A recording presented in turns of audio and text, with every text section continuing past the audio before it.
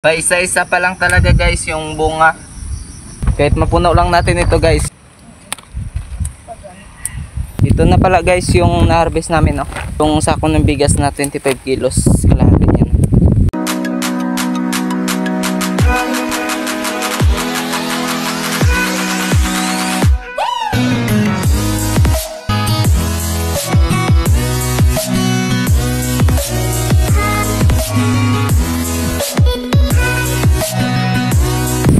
Hi guys! Welcome back to my YouTube channel. So for today's video guys, nandito kami sa okrahan. So ito na yung okrahan natin nakaraan na maliliit. Ayan. So malalaki na sila. At katatapos lang ng ulan guys. Tapos umuulan naman at yung hangin malakas pa. So ngayon guys, mag-harvest tayo ng mga okra. So konti lang rin ito dahil bago pa lang nagbunga. So samahan nyo kami guys at sana mag-enjoy kayo sa vlog natin ngayon. So ayan guys si mama. So matataba ito siya guys. Tingnan nyo. Kaya lang yung bunga niya hindi pa ganun kadami. Dahil bago pa lang ito nagsibungahan. Hanggang doon to guys sa dulo. Mas malapad yung okrahan nakaraan kaysa sa ngayon. So hindi na ako gagamit ng gunting.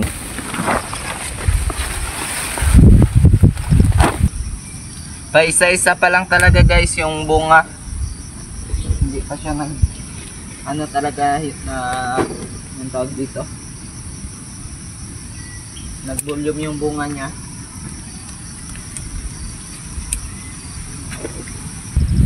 Pangatlong pitas pa lang ito siya guys. So hindi pa ganun kadami yung bunga. Pero magaganda yung bunga niya guys, oh. Hindi ko na guys ginamitan ng gunting. So kamay-kamay na lang guys. Kaya naman. Mabababa pa siya guys, hanggang tuhod pa lang po sila. So ibig sabihin mahaba-haba pang harbisan ito. Ito nga pala guys yung sitawan nakaraan, no? So ayan sitawan nakaraan itong sa harap. Tapos yung doon naman sa kabila yung ukrahan. Tapos yung bagong sitawan namin naman andun guys, so sa taas. Yung may mga balag na yun, sitawan yun. So mamaya guys puntahan natin, ipapakita ko sa inyo.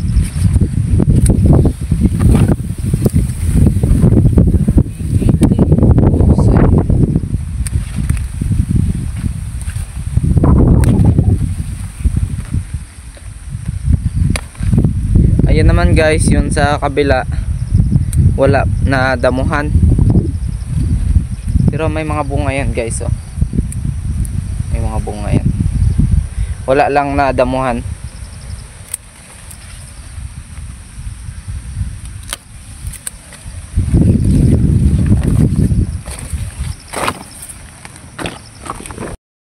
So yun guys, matagal na akong hindi nakaka-upload ng mga ganito about sa farm dahil hindi ko alam kung bakit. So ngayon guys, andito tayo, naka-vlog naman tayo sa farm. Mag-upload din ako ng short video. Tagal ko na wala sa ganitong mga vlog. Kahit mapuno lang natin ito guys, yung isang ganito okay na. Dahil bago pa lang ito ina-harvestan. So yun guys, ngayon andito naman ako. Nagbablog naman ako sa farm. So tuloy-tuloy naman ito guys, ang ganitong vlog ko. Dahil ang na-upload ko nakaraan is puro short video. Tapos mga hindi ko alam anong mga yun pinang-upload ko. So ngayon guys, balik naman ako dito sa pag-upload ng about sa farm. Kahit hindi ko pa naayos yung channel ko guys, mahalaga nag-vlog ako para pag maayos ko na, malay natin may video tayo na mag-viral. Malay natin.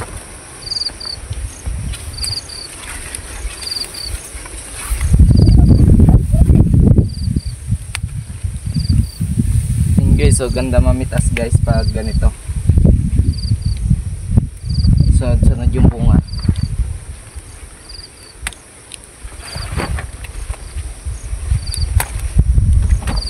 Kami lang ngayon guys, dalawa ni mama ang pitas. Dahil yung mga ate ko guys ay wala na dito. Nag-aaral na sila guys. So kami na lang dalawa. Minsan pag tumutulong ako, pag wala ako dito guys, sila lang dalawa ni mama ang namimitas ng mga gulay. So mamaya guys, punta tayo dun sa sitawan guys. Tingnan natin kung may bunga pagtapos nito. Nasa kalagitnaan na rin kami. Hanggang doon pa yan guys sa dulo. So doon kami nag-umpisa. Nasa kalagitnaan na kami guys. Si mama guys, ang gamit niya naman gunting. So ako ganito lang. Para sa akin kasi guys, patagal-tagal lang yung gunting.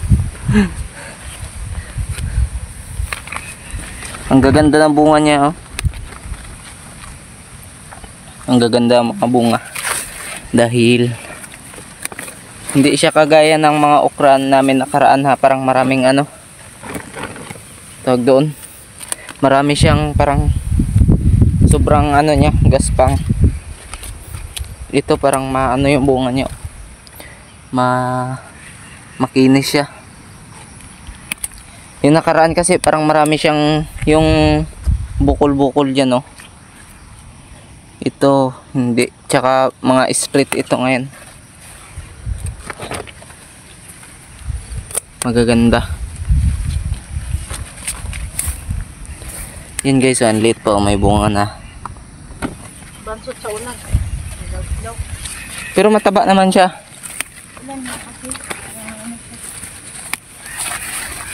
Diba guys, mataba naman.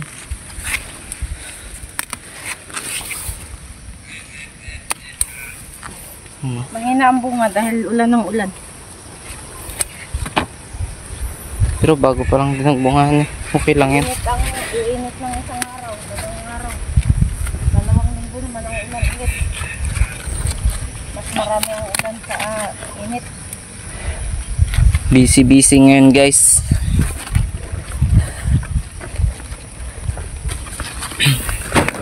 Tingnan nyo yan guys, so wala na nadamuhan. Dahil busy na. Dalawa na lang sila dito na iwan. Dalawa na lang sila ni Papa.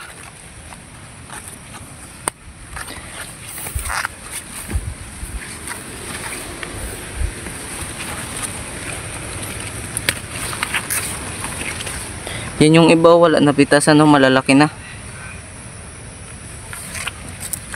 Kasi nga matagal na pitas.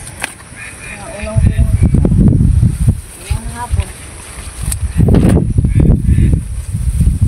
Sayang da. Gaganda pa naman. Pang sinilya. Kasi first generation. May buto ba ito? Yung nakaraan kasi guys, yung tanim namin na okra, walang buto. Hindi na siya pwede itanim dahil walang ang buto. Ito meron to kasi ano siya yung native. Native ito? Ibig sabihin malakas na magbunga. Pag matangkad na siguro siya. Ibang variety kasi yung hybrid talaga. mga okra namin nakaraan guys. Kaya pagpili ni mama sa Palawan Poultry, itanong niya kung bakit walang buto. I-hybrid daw pala yun. Tapos ito yung native siya. Ito yung malakas guys magbunga, tsaka pwede mo siyang iulit tanim. Yung nakaraan kasi guys wala talaga siyang ano buto. Meron pero kipis. Hindi pala yun na uulit. Ito pala yung pwede mo siya ibalik-balik tanim ng 2 beses.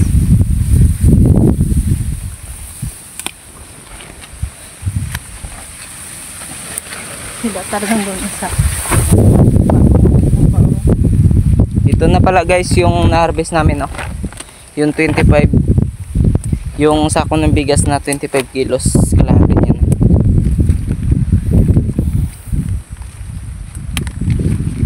Okay na yan guys. Sa sunod, marami-rami na ito.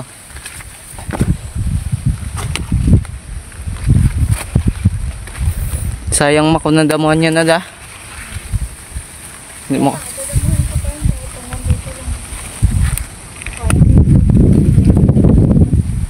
Hindi mo kasi pinatuloy pa damuhan eh. Ilang linya lang eh. Kulang kami na pinagdamitan. Nakita lang pinakabulto.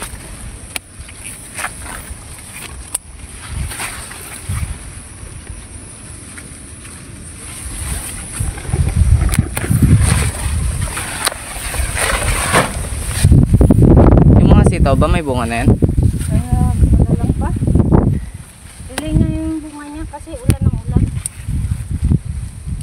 Dapat yan ngayong July, papunta sa August, nagtagsagan niya na. Pero wala kasi siya sa ulan, delay. Punta natin yun mamaya guys. Yung Ulan ng ulan eh. puntahan natin yung ano namin. Yung sitawan namin guys. Ito nga parang kala mo yung lanta, yung niya. Na sa hangin kagabi. Na stress. Lanta yung. Yung parang matamlay yung ng puno. Hindi mo pansin? Wala man, kagaganda niya no? Di ba guys? I mean siya yung parang lutay. Hindi siya talagang, kala mo yung buhay na buhay. Hindi. Kagaganda pa ng bunga oh. Ayan na naman malaking ulan no? Takbo na naman tayo nito.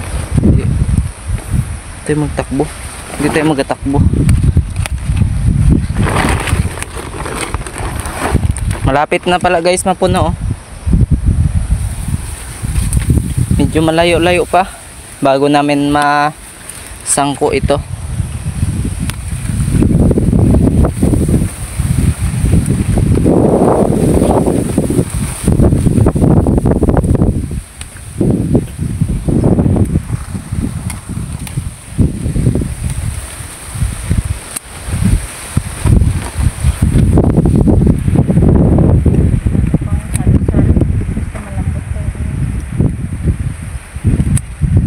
Kaya nyo guys, gunting ang gamit ni mama tapos ginaputulan niya na rin ang dahon. Guys, ang lakas ng ulan guys. Basa na naman tayo. Kasilong lang tayo dyan sa saging. Lan, lakas. Lan, lakas guys.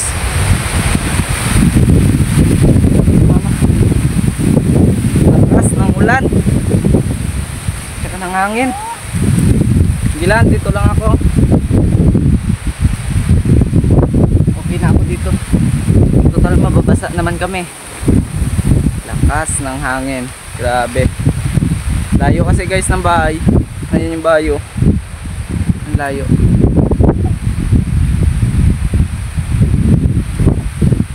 Tagal-tagal pa ito matapos. Di ba ba may isang balikan pa? Magabalik pa pala kami guys, kalahati pa lang itong daan namin ngayon.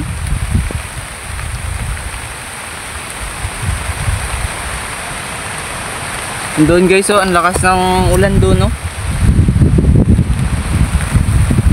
Buti dito sa amin hindi ganun kalakas sa ginapitasan namin. Ayan na guys, tumigil na ang ulan. Continue tayo sa pag-harvest.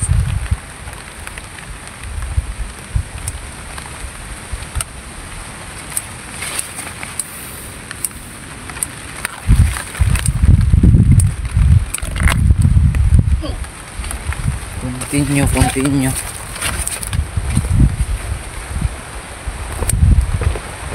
Yes.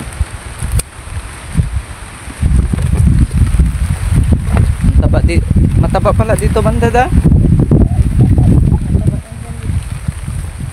bantos kasi yung Taba. Mabilaw-bilaw yung mga dahon.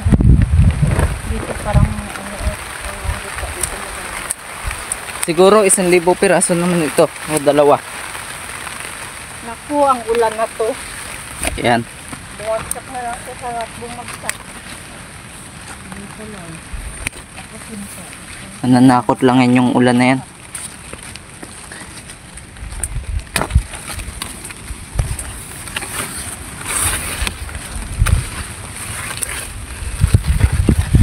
So ding aso na ito, sunod din.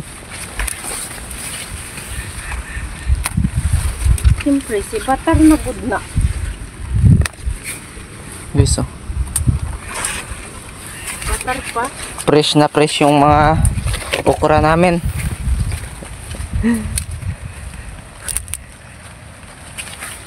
Diba guys? Fresh na fresh. Naglag pa talaga, hindi na fresh. Naputol pa.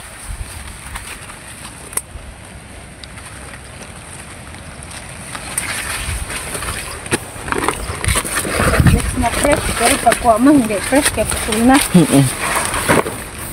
Malapit na mapuno. Hindi ka kasi gagamit ng gunting.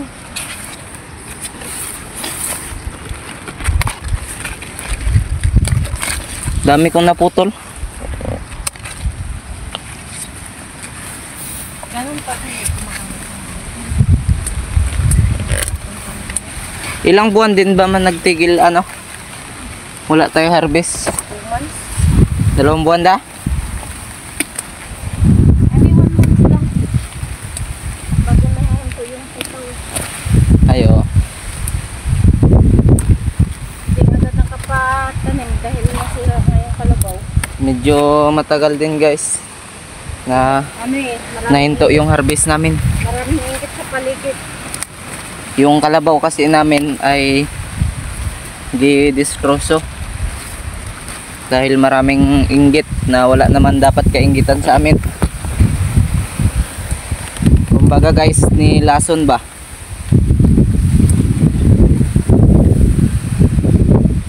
Dahil yung mga tao dito sa amin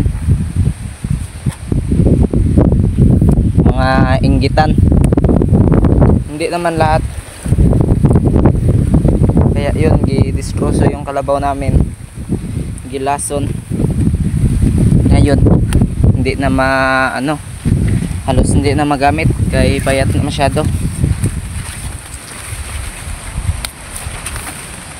hindi lang masira yung kalabaw, sinusunod. Kaya yun ang naging resulta.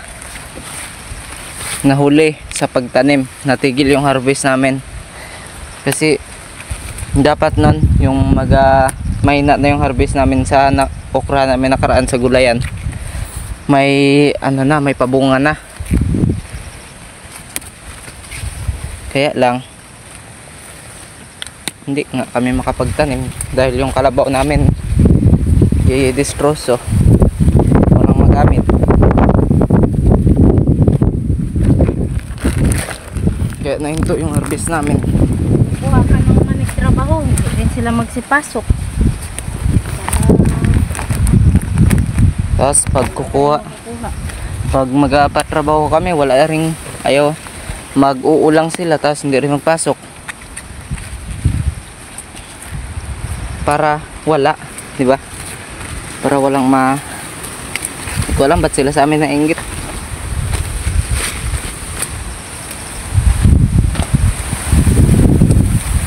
Kala siguro nila na kami, mapira na kami. Hindi nila alam yung ulam namin. Wala. Laging okra. Laging okra. Laging gulay yung ulam namin guys. Kala nila mapira kami. Wala kaming pira guys kasi yung harvest namin ay hindi naman ganun kamahalan ang gulay. Bagsak presyo na yung nakita. Nainggit nga sila kasi syempre nakikita nila. Tingnan mo. Tuwing 3 araw nagalabas, puno-puno yung tricycle.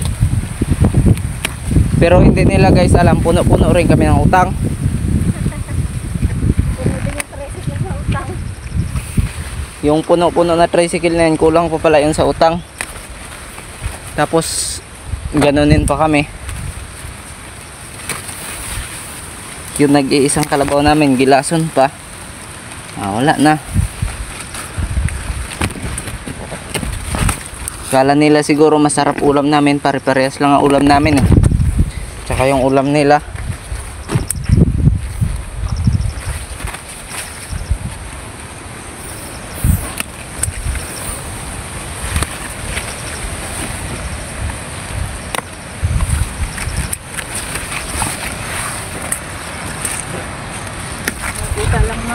ano, kunti. Ang gitna. Ano pa kaya kung makakita ng malaki? Wala na.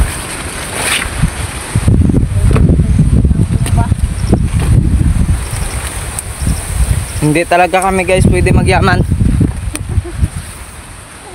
Kay kunti pa lang nga, dami na nainggit. Hindi pa nga nakabayad sa utang, inggit na agad sila.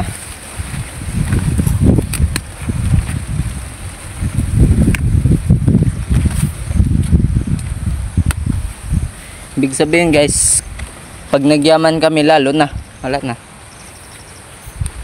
Ano Finish kami na. dito? Tatayuan na kami ng, ay tataniman na kami ng lumba. Finish na guys. Pag nagyaman pa kami.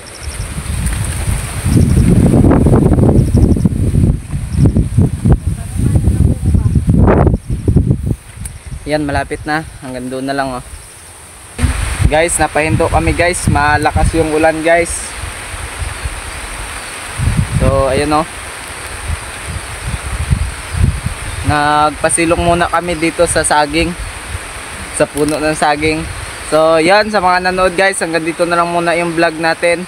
So, i-vlog ko na lang pag tapos ng ulan yung sitawan namin. Hindi pa rin kami guys tapos mag-harvest. Lakas kasi ng ulan. Sa mga nanood, maraming salamat po. Huwag niyo po kalimutan na mag-iwan ng like at mag-subscribe sa aking channel at mag-iwan ng comment. So, yan lang po. Maraming salamat po at abangan nyo na lang po yung next vlog natin na isusunod ko din upload. So, yun sa mga nanood, thank you so much po at hanggang sa muli. Paalam!